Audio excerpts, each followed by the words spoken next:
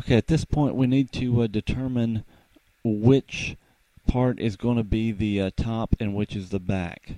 You see there's some small bark inclusions here in this piece, and there's one large one here, but the figure and the grain on this one looks a little better. So I believe this is going to be the top, and that'll be the back. So now I'm going to look at the top hole layout for the dimensions on where to put the F-holes at. And now we know that the V here at the bottom is going to be our bottom point that we can measure from.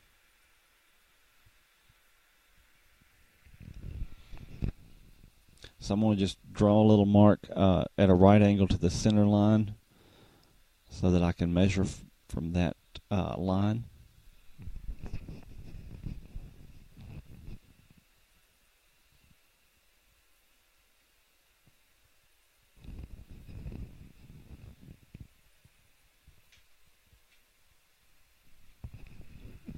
And at first, I'm just going to lay out where the top and bottom hole are for the F-hole.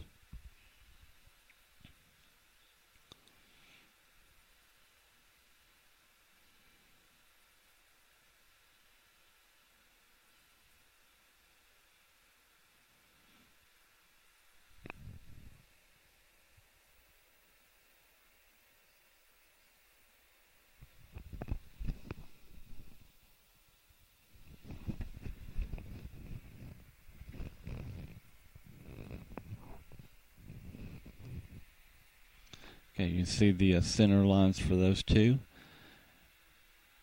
And now you can refer to the detail page for the F-holes here. I'm just connecting the center points of those two holes.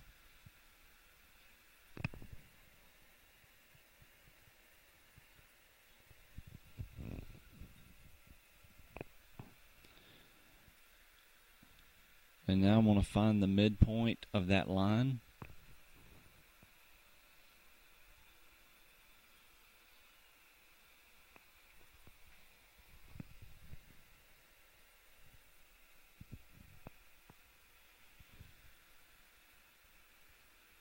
Same thing on the other side.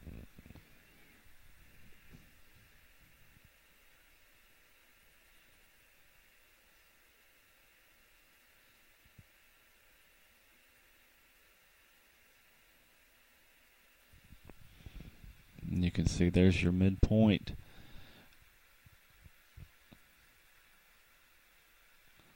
And then we want to draw a line at a right angle, perpendicular to that line at the midpoint.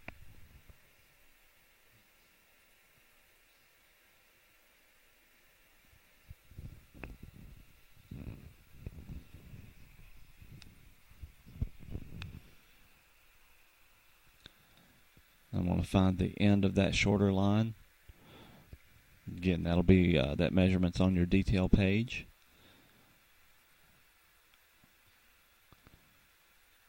And then this line will have a little angle to it, so I'm going to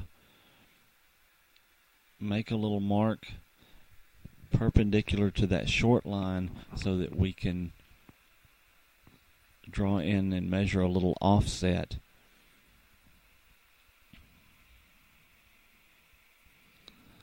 And then draw the angled line in. This line is what the curves will touch to.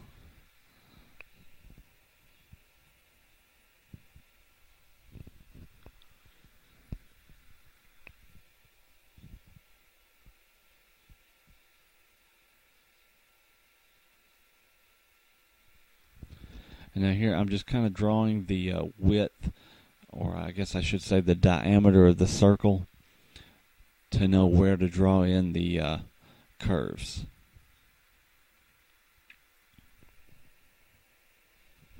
At this point, the circle doesn't have to be exact.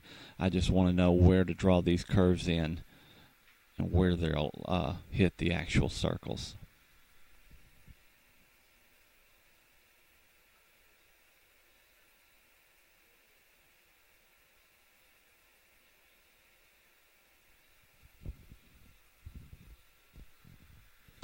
Now this outside curve is sort of done in two parts.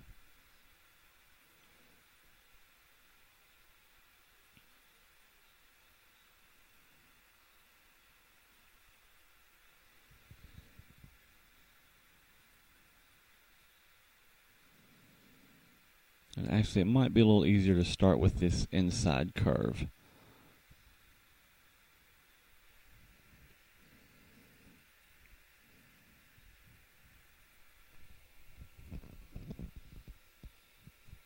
And you can kind of play around with it and get the shape however you like. You might want it a little more curved. You might want it a little straighter. You can just kind of use your imagination there.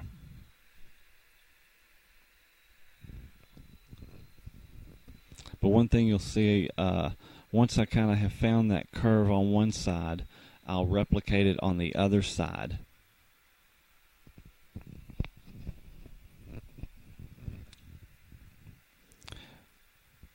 And likewise, those same curves will be on the sort of the opposite, I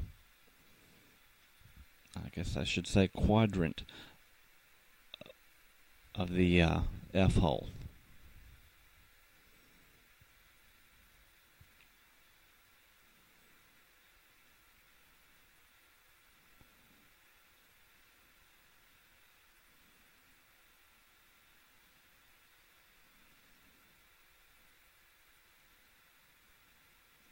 You can see here I'm just starting that curve, and then I'm going to duplicate it on the bottom, and then do same thing on the other side.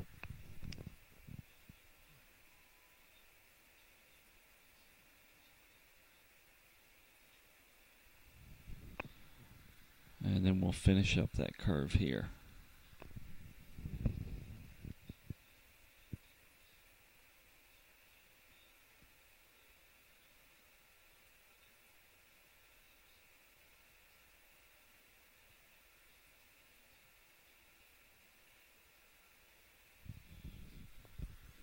And then there's our finished layout on each side.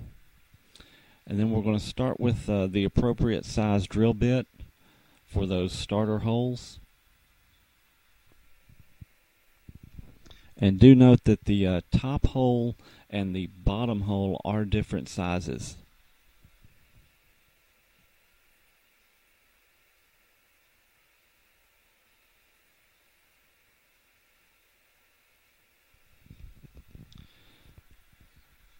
And also note that even though the arch top is sort of curved here, don't try to be perpendicular to the curve. Notice how I've got the drill sort of straight up and down, even though it's drilling on a curved surface. And here I'm going to put a little larger bit in for that bottom hole.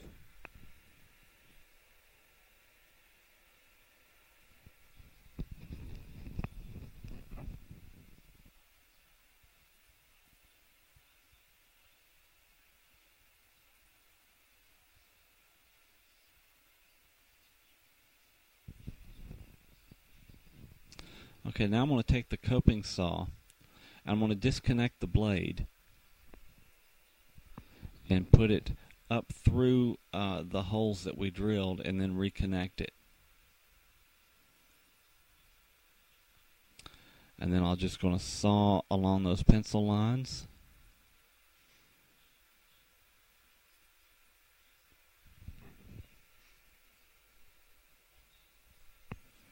And I'm just going to kind of keep going straight here down to that other hole, and then I'll come back and get those little points in the middle out.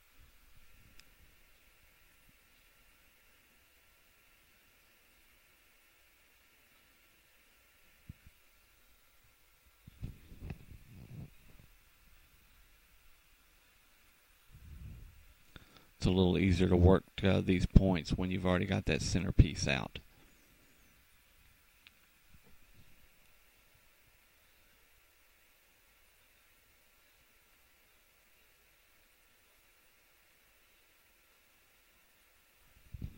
Okay, once you've got them cut out, I'm going to take a couple of files This is just a real small round one for the holes, and then a little flatter one for the longer curves, and just start smoothing and filing everything out.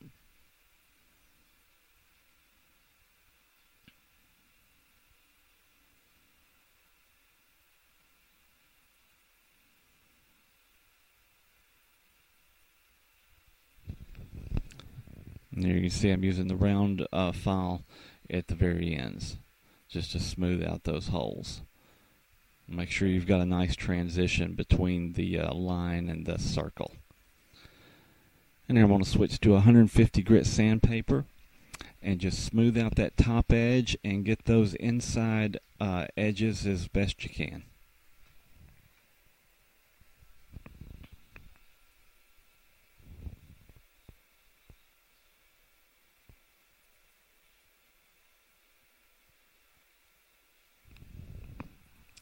And this is our finished hole.